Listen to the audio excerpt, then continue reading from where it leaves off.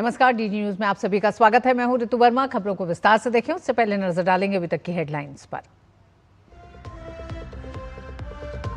TMC के लिए चुनावी प्रबंधन का कार्य देख रही आईपैक के परिसरों पर ईडी की छापेमारी से चढ़ा राजनीतिक पारा। कोयला घोटाले मामले में आईपैक के मालिक प्रतीक जैन के आवास पर ईडी की कार्रवाई जारी। प्रतीक जैन के घर ममता बनर्जी ने दी दस्तक।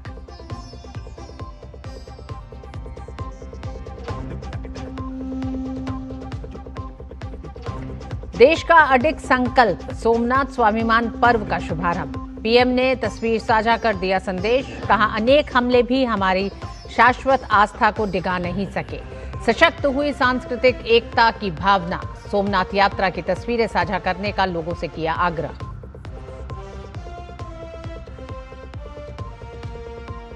आर्थिक मोर्चे पर भारत की बड़ी छलांग, विकास के रथ पर सवार भारतीय अर्थव्यवस्था 7.4% पर रहेगी जीडीपी।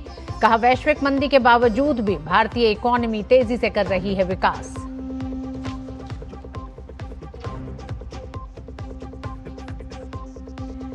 दिल्ली में तुर्कमान गेट में अतिक्रमण हटाने की कार्रवाई जारी। बड़ी संख्या में पुलिस बल तैनात। पत्थरबाजी के आरोप में पहचाने गए 30 लोगों की गिरफ्तारी। जगह जगह हो रही छापेमारी।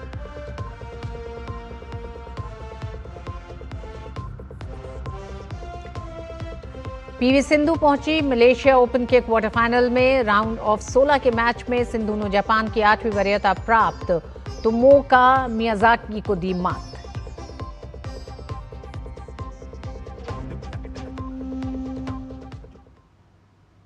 और खबरों की शुरुआत कर रहे हैं पश्चिम बंगाल से जुड़ी खबर के साथ। पश्चिम बंगाल की राजधानी कोलकाता में राजनीतिक परामर्श फर्म आईपैक के परिसर के साथ साथ कुछ अन्य स्थानों पर प्रवर्तन निदेशालय की छापेमारी जारी है। आईपैक के मालिक प्रतीक जैन के आवास पर भी ईडी की कार्रवाई जारी है। प्रतीक जैन के आवास और कार्यालय पर छापेमारी के बीच राजनीतिक हलचल तेज हो गई है। मुख्यमंत्री ममता बनर्जी के खुद प्रतीक जैन के घर पहुंचने से मामले की गंभीरता और बढ़ गई है। जानकारी के मुताबिक जांच टीम एक साथ प्रतीक जैन के आवास और कार्यालय में दस्तावेजों की जांच और अन्य आवश्यक प्रक्रियाएं कर रही है। इस कार्रवाई के दौरान ममता बनर्जी का मौके पर आना राजनीतिक रूप से बेहद महत्वपूर्ण माना जा रहा है।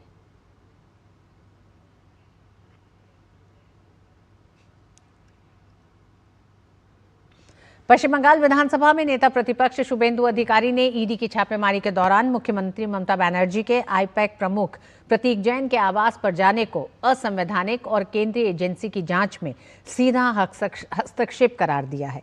शुभेंदु अधिकारी ने कहा कि ईडी को इस मामले में मुख्यमंत्री के खिलाफ कदम उठाने चाहिए। शुभेंदु अधिकारी ने कहा कि मुख्यमंत्री ममता बनर्जी और कोलकाता पुलिस आयुक्त का वहां जाना अनैतिक, असंवैधानिक और केंद्रीय एजेंसी की जांच में सीधा हस्तक्षेप है। शुभेंदु अधिकारी ने यह भी आरोप लगाया कि इससे पहले भी ममता बनर्जी केंद्रीय जांच एजेंसियों की कार्रवाई के दौरान हस्तक्षेप करती रही हैं। सोमनाथ केवल एक मंदिर नहीं बल्कि भारत के स्वाभिमान की अमर गाथा है। आज का दिन काफी महत्वपूर्ण है। आज से गिर सोमनाथ में 3 दिन तक सोमनाथ स्वाभिमान पर्व का शुभारंभ हुआ है। इस वर्ष ये आयोजन इसलिए भी महत्वपूर्ण है क्योंकि ठीक 1000 साल पहले महमूद गजनवी ने सोमनाथ मंदिर पर पहला आक्रमण किया था। इस ऐतिहासिक घटना की 1000वीं बरसी पर सोमनाथ नगरी एक बार फिर आस्था, स्वाभिमान और सनातन संस्कृति के संदेश के साथ देश दुनिया को जोड़ने जा रही है। इस 3 दिवसीय पर्व के दौरान सोमनाथ मंदिर में लगातार 24 घंटे ओंकार नाथ का जाप हो रहा है। मंदिर के समुद्र तट पर नावें खड़ी की जाएंगी जिन्हें विशेष लाइटिंग से सजाया गया है ताकि श्रद्धालुओं को एक अलौकिक दृश्य का अनुभव हो सके। श्रद्धालुओं की सुविधा और बड़ी भागीदारी को ध्यान में रखते हुए हर दिन 4 अलग अलग शहरों से एक ट्रेन सोमनाथ पहुंच रही है। ये ट्रेनें सूरत, राजकोट, वडोदरा और अहमदाबाद से चलाई जा रही हैं। इन ट्रेनों से देश भर के संत, धार्मिक संस्थाओं से जुड़े लोग और बड़ी संख्या में श्रद्धालु सोमनाथ पहुंच रहे हैं। सोमनाथ स्वाभिमान पर्व की आज से शुरुआत हुई है। आज 9 बजे से ऋषि कुमारों के स्वर से ओम नमः शिवाय के जाप में राज्य और देश भर से पधारे हुए हजारों सोमनाथ भक्तों के साथ ये 72 घंटे के ओमकार जाप की शुरुआत हुई है।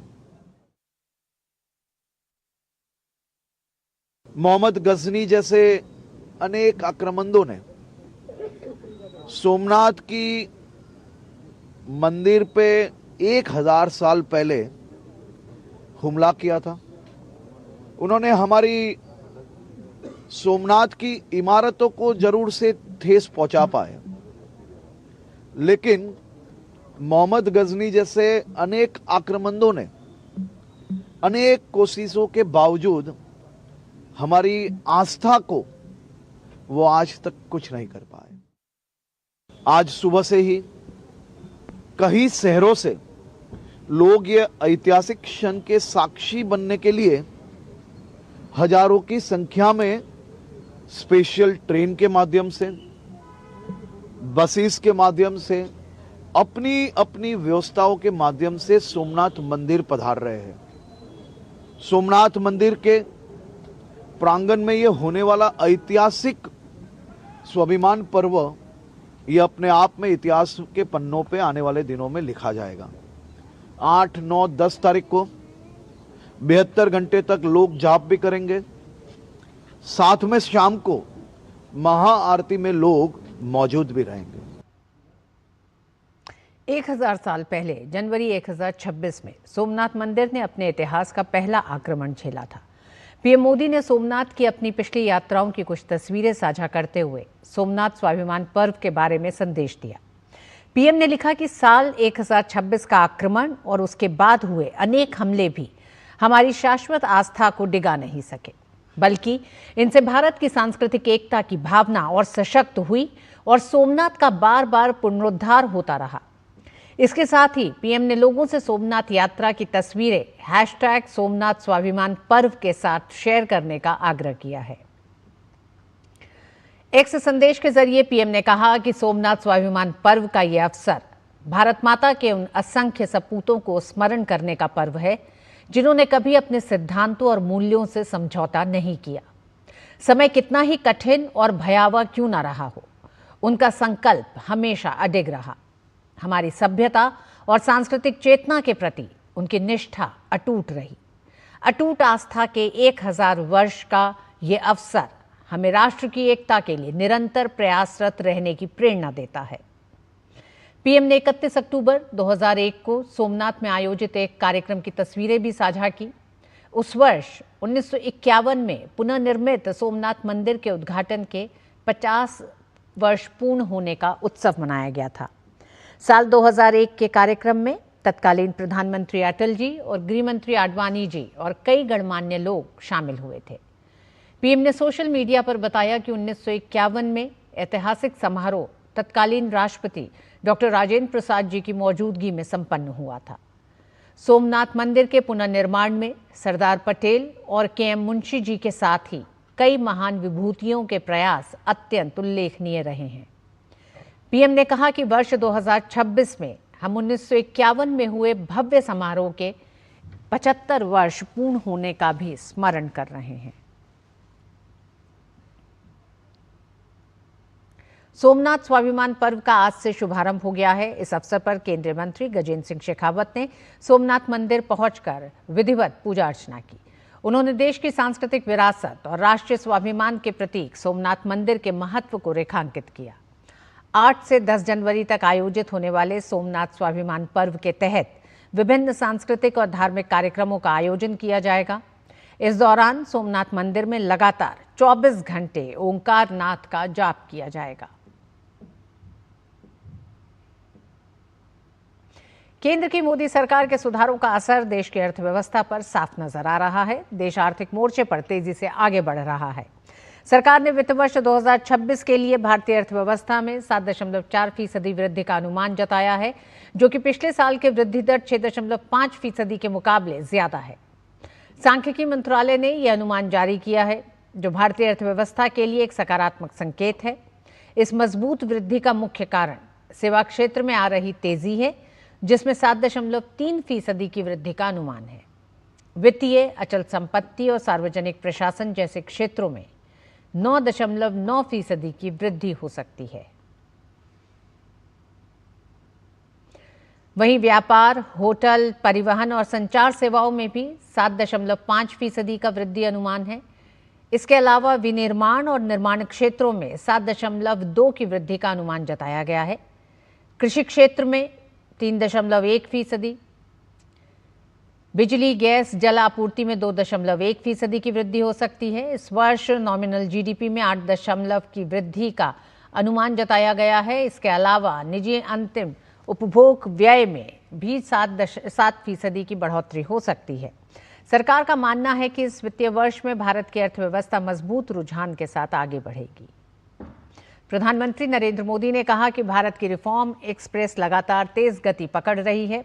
आधिकारिक आंकड़ों के अनुसार वित्त वर्ष 2025-26 में वास्तविक जीडीपी में 7.4% की वृद्धि का अनुमान है, जबकि वित्त वर्ष 2024-25 में ये वृद्धि 6.5% थी। राष्ट्रीय सांख्यिकी कार्यालय एनएसओ के अनुसार वित्त वर्ष 2025-26 में जीडीपी में 8% की वृद्धि का अनुमान है। पीएम मोदी ने सोशल मीडिया पोस्ट में कहा, ये एनडीए सरकार के व्यापक निवेश प्रोत्साहन और मांग आधारित नीतियों की वजह से संभव हुआ है। प्रधानमंत्री ने कहा, चाहे वह बुनियादी ढांचा हो, विनिर्माण प्रोत्साहन हो, डिजिटल सार्वजनिक सेवाएं हो या व्यापार करने में आसानी, हम एक समृद्ध भारत के अपने सपने को साकार करने के लिए काम कर रहे हैं।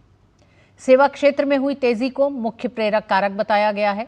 इसमें वित्तीय सेवाएं, रियल एस्टेट, पेशेवर सेवाएं और सार्वजनिक प्रशासन शामिल है और वित्त वर्ष 25-26 में इन क्षेत्रों में स्थिर कीमतों पर 9.9% की मजबूत वृद्धि दर्ज की गई है। वहीं प्रसारण सेवाओं में 7.5% की बढ़ोतरी का अनुमान है और पूंजी निर्माण की वृद्धि 7.8% रह सकती है। बुलेटिन में वक्त एक छोटे से ब्रेक का।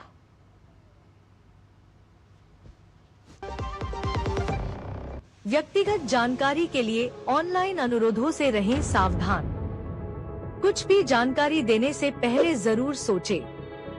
कोई भी वैधानिक कंपनी फोन या इंटरनेट पर आपसे निजी जानकारी कभी भी नहीं मांगती, इसलिए ऐसे कॉल या ईमेल आने पर अपनी जानकारी देने से पहले समझदारी दिखाएं और सावधानी बरतें।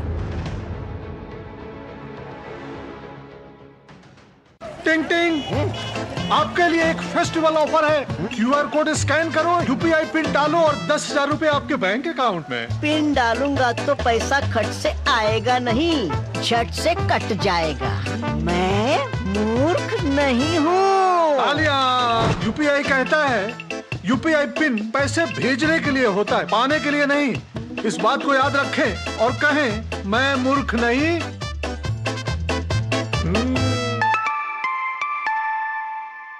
जाइए, आप भी किसी का टेस्ट लीजिए। कुछ पल नहीं दिशा दिखाए, मंजिल नहीं फिर दूर, जब जब कुछ पल साथ बिताए। तुम्हारे साथ बिताए हुए पल मेरे साथ रहेंगे जिंदगी भर। LIC से मिले बीमे की रकम ने ही मेरे नए काम की शुरुआत को मुमकिन बनाया। कुछ पल का साथ बन जाता है जिंदगी भर का साथ। LIC, हर पल आपके साथ। दिल्ली के तुर्कमान गेट इलाके में फैज़ इलाही मस्जिद के आसपास से अतिक्रमण हटाने के दौरान प्रशासन पर हुई पत्थरबाजी को लेकर दिल्ली पुलिस ने तुर्कमान गेट मामले में 6 और आरोपियों को गिरफ्तार किया है। इस मामले में अब तक कुल 11 आरोपियों को गिरफ्तार किया जा चुका है। कई टीमें बनाकर जांच की जा रही है, साथ ही आसपास के CCTV भी खंगाले जा रहे हैं। इस घटना को लेकर पुलिस ने पहले ही FIR दर्ज की है। वहीं अफवाह फैलाने वाले भी पुलिस की रडार पर हैं। तुर्कमान गेट इलाके में दिल्ली पुलिस और पैरामिलिट्री फोर्स ने फ्लैग मार्च भी निकाला। बता दें कि मंगलवार की रात को MCD का बुलडोजर चला था। इस कार्रवाई के दौरान स्थानीय लोगों ने जमकर उपद्रव किया। इस दौरान मौके पर मौजूद पुलिसकर्मियों पर पथराव भी किया गया। इस घटना में SHO समेत 5 पुलिसकर्मी घायल हो गए थे।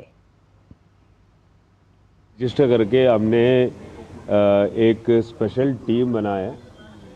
हमारा जो ऑपरेशंस की जो यूनिट है सेंट्रल दिल्ली के, उसमें ये FIR हमने ट्रांसफ़र किया है और स्पेशल स्टाफ की इंस्पेक्टर को स्पेशल इन्वेस्टिगेटर हमने नोटिफाई किया है। एज ऑफ नाउ इस केस की इन्वेस्टिगेशन में ये टीम ने 5 लोगों को गिरफ्तार किया है और 5 लोगों को अभी अरेस्ट करके कोर्ट में अभी ऑन रूट है कोर्ट में पेश करने का। कर्नाटक के मुख्यमंत्री सिद्धारमैया सबसे ज्यादा ऋण लेने वाले मुख्यमंत्री बन चुके हैं। कर्नाटक की जनवरी-मार्च तिमाही में खुली बाजार से 930 अरब रुपए ऋण लेने की संभावना है, जो इस अवधि में किसी भी भारतीय राज्य के लिए सबसे अधिक है। आरबीआई के आंकड़ों के अनुसार कर्नाटक इस तिमाही में इस महीने अनुमानित 31,000 करोड़ रुपए का ऋण लेगा। क्रेडिट रेटिंग एजेंसी ICRA के अनुसार कर्नाटक ने दिसंबर तक 120 अरब रुपए का ऋण लिया है। कल्याण आधारित गारंटी योजनाओं और मूलभूत सुविधाओं की परियोजनाओं के लिए वित्त पोषण की आवश्यकता ने राज्य के ऋण को 160% तक बढ़ा दिया है।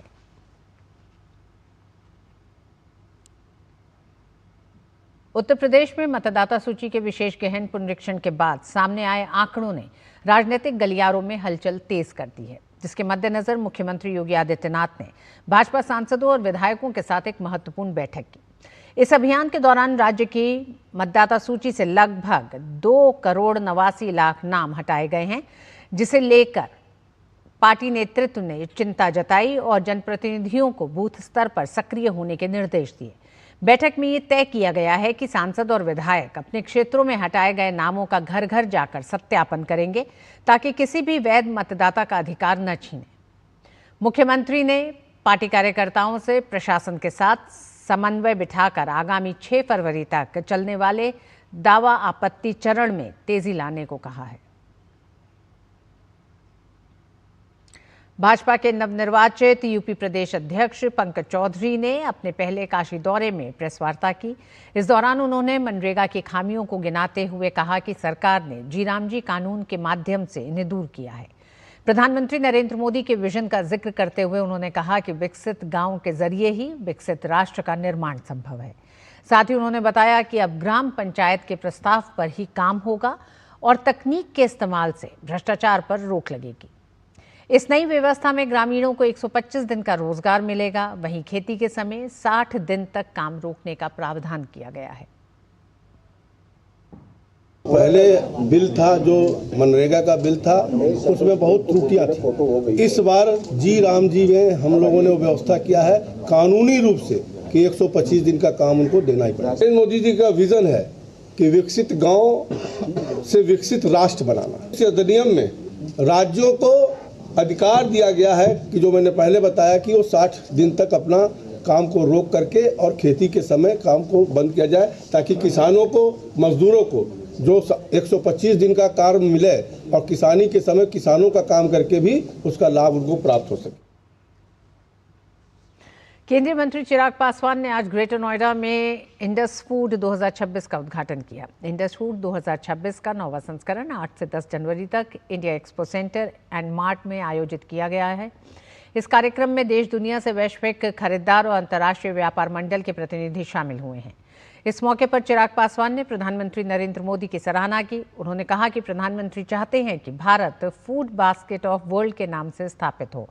आज भारत अंतर्राष्ट्रीय फूड मार्केट में अपनी अलग मजबूत पहचान बना रहा है। चिराग पासवान ने कहा कि नीतिगत बदलाव के लिए सरकार हमेशा से तैयार है। पीएम मोदी जो जीएसटी रिफॉर्म हुआ है वो भी इस मार्केट को मजबूती दे रहा है। मेरे प्रधानमंत्री आदरणीय नरेंद्र मोदी जी का सपना है, उनका लक्ष्य है कि आने वाले दिनों में भारत अपने आप को एक ग्लोबल फूड बास्केट के तौर पर दुनिया के सामने प्रस्तुत करे, और ये क्षमता भारत और भारतीयों में है। हमारी केंद्र की सरकार को प्रधानमंत्री जी का विशेष तौर से प्रोसेसिंग के सेक्टर पे बल रहा है, और आने वाले दिनों में बजट में इस विभाग का मंत्री हूं तो ज़रूर मेरी अपेक्षाएं और ज़्यादा है, पर उम्मीद करता हूं कि उस उम्मीदों पर ये बजट और ख़ास तौर पे जनता की उम्मीदों पर ये बजट खरा उतरेगा। बजट से पहले ही जिस तरीके से जीएसटी रिलैक्सेशन के माध्यम से जो रिबेट्स उसमें दिए गए हैं, उसने वैसे ही जनता में एक खुशी की भावना देने का काम किया है। मुझे लगता है उसी भावना को बढ़ाने का काम आने वाला बजट करेगा। भारत सरकार के विधि और न्याय मंत्रालय के तत्वाधान में आज नई दिल्ली स्थित डॉक्टर अंबेडकर अंतर्राष्ट्रीय केंद्र में केंद्रीय हिंदी सलाहकार समिति की 14वीं बैठक आयोजित की गई।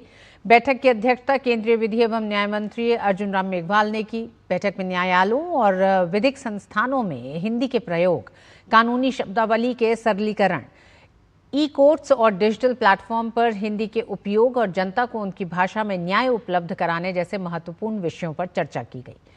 इस समिति का उद्देश्य न्यायिक और विधिक कार्यों में राजभाषा हिंदी के प्रभावी और व्यापक उपयोग को बढ़ावा देना है, ताकि कानून और न्याय की प्रक्रिया आम नागरिकों के लिए अधिक सरल और सुलभ बन सके। अपने संबोधन में केंद्रीय मंत्री अर्जुन राम मेघवाल ने कहा कि हिंदी को केवल संपर्क भाषा नहीं बल्कि न्याय और सुशासन की सशक्त भाषा के रूप में स्थापित करना सरकार की प्राथमिकता है। कुल मिलाकर केंद्रीय हिंदी सलाहकार समिति की यह बैठक भाषाई समावेशन और जन सुलभ न्याय की दिशा में एक महत्वपूर्ण कदम मानी जा रही है। हमारे मंत्रालय की लीगल अफेयर्स और एक हमारा लेजिस्लेटिव डिपार्टमेंट, इन दो विभागों की एक हिंदी सलाहकार समिति है, उसकी आज बैठक हुई। उसमें माननीय सदस्यों ने बहुत अच्छे सुझाव दिए। राजभाषा समिति से भी लोग आए थे, सबके सुझाव हमने नोट किए हैं। और हिंदी के साथ साथ हिंदी का प्रमोशन हो, हिंदी के साथ साथ जितनी भी हमारी भारतीय भाषाएं हैं जिनको संविधान की 8वीं अनुसूची में मान्यता प्राप्त का दर्जा है भाषाओं को, उन सब में कोर्ट कचहरी में भी आगे काम होना चाहिए, ताकि जो सामान्य मानवी है वो भी अपना निर्णय कैसे आया, उस निर्णय का प्रभाव क्या रहेगा, वो समझ सके।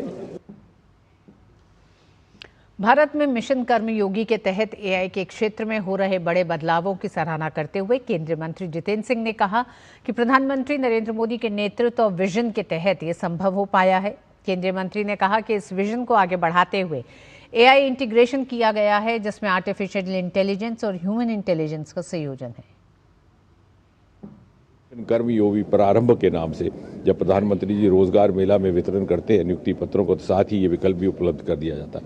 अब उसी को आगे बढ़ाते हुए chairperson capacity building commission Shrimati Radha Chauhan ji के नेतृत्व में इसको एआई इंटीग्रेशन किया गया है। तो AI driven capacity building through I got platform, जिसमें एआई सारथी है जो एक तरह का गेटवे है इनटू आई गॉट लर्निंग, क्योंकि एक लर्निंग इकोसिस्टम है। एआई ट्यूटर है जिसमें आपको पर्सनलाइज लर्निंग है। एआई कैपेसिटी बिल्डिंग प्लान है जो विभागों के लिए, मंत्रालयों के लिए काम आएगा। यानी उसी काम को किस तरह से बेहतर अंदाज में और थोड़े समय में अंजाम दिया जा सके, उसको लेकर के आर्टिफिशियल इंटेलिजेंस को ह्यूमन इंटेलिजेंस के साथ मिला करके कह सकते हैं कि हाइब्रिड तरीके की अप्रोच के साथ इसे आगे बढ़ाने का प्रयास है। प्रधानमंत्री नरेंद्र मोदी ने सत्ता में आने के बाद लंबित परियोजनाओं के काम में तेजी लाने और उन्हें जल्द से जल्द पूरा करने के लिए प्रगति नाम से एक पहल की शुरुआत की। इसका मकसद था प्रोजेक्ट्स में देरी की वजहों का पता लगाकर उसका समाधान निकालना। इस पहल की 50 बैठकें हो चुकी हैं और 85 लाख करोड़ की 3,300 से ज्यादा परियोजनाओं को जल्द पूरा किया गया। प्रगति की ये पहल जैसे कमाल कर रही है, इसी पर हम एक सीरीज चला रहे हैं जिसका नाम है प्रगति एट 50, विकास को गति।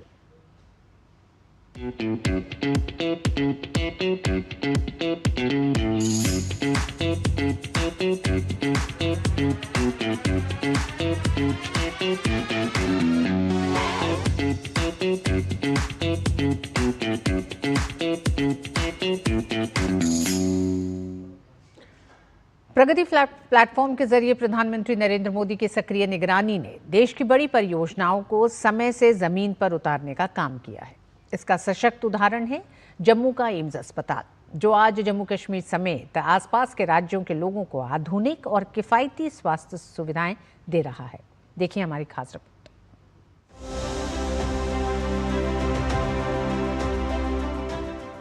प्रधानमंत्री नरेंद्र मोदी के नेतृत्व में जारी प्रगति पहल ने देश में विभिन्न परियोजनाओं को धरातल पर उतारने की नई इबारत लिखी है।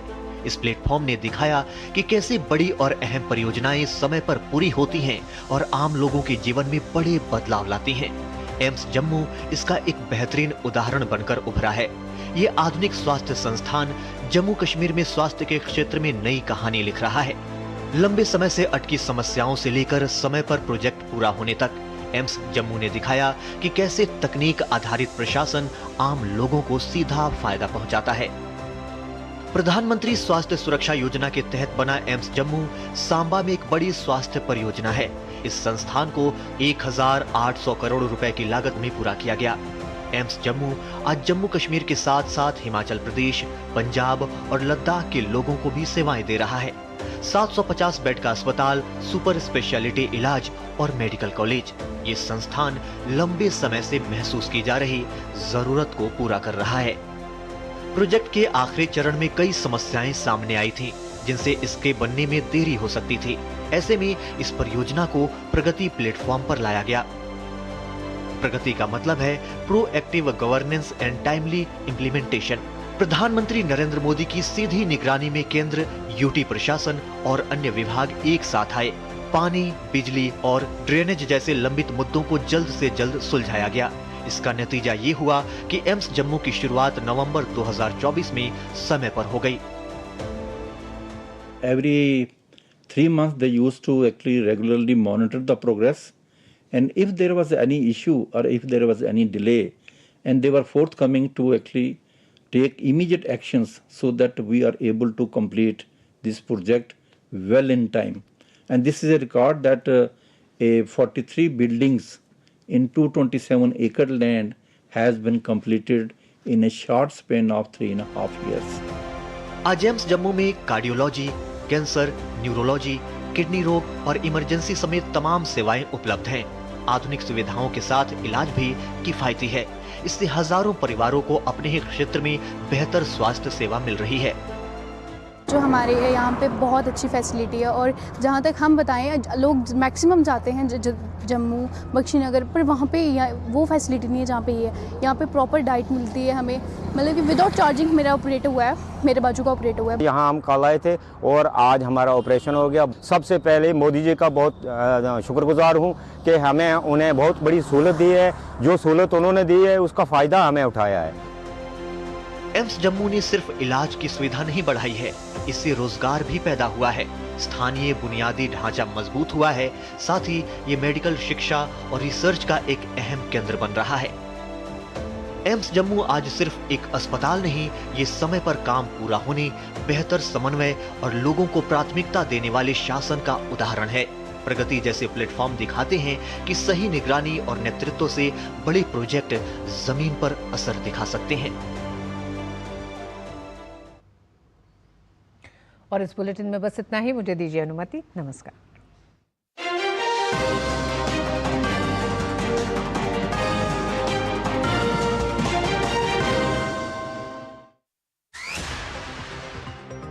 भारत में मिशन